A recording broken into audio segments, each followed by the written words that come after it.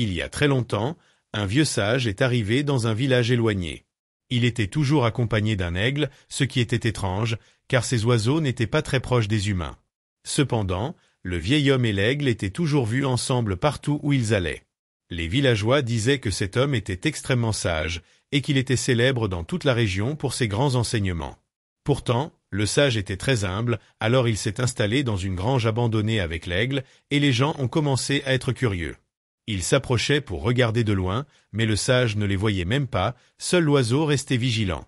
Bientôt, les habitants de ce lieu ont commencé à apporter de la nourriture et à offrir un abri au sage et à l'aigle, car ils semblaient très vulnérables. Le sage et l'aigle remerciaient ceux qui les aidaient. Un soir, un paysan s'approcha de l'endroit où le sage et l'aigle se reposaient, et il agita le sage pour lui parler. Le sage se tourna alors et demanda au visiteur s'il pouvait l'aider d'une manière ou d'une autre.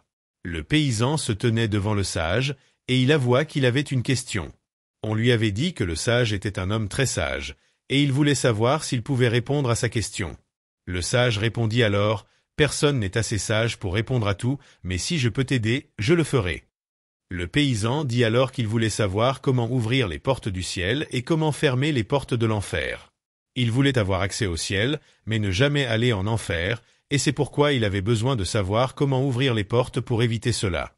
Le sage et l'aigle restèrent attentifs. Quand le paysan eut fini de parler, le sage lui dit « Quelle question stupide! Il est clair que tu es un homme complètement ignorant. » En entendant cela, le paysan se mit en colère et voulut frapper le vieux sage, mais l'aigle l'en empêcha. Le paysan vit alors que le sage était aveugle et que l'aigle était son guide. Il ressentit une honte immense d'avoir voulu l'attaquer, et sa colère s'évanouit. Il ne ressentit que de la compassion pour ce vieil homme sans défense.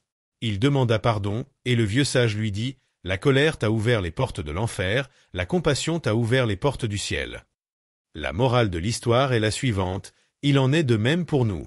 Combien de fois laissons-nous la colère nous guider et perdons-nous de grandes opportunités dans la vie? Ce sage vivait la plupart du temps seul, seulement avec son aigle, dans une sérénité totale.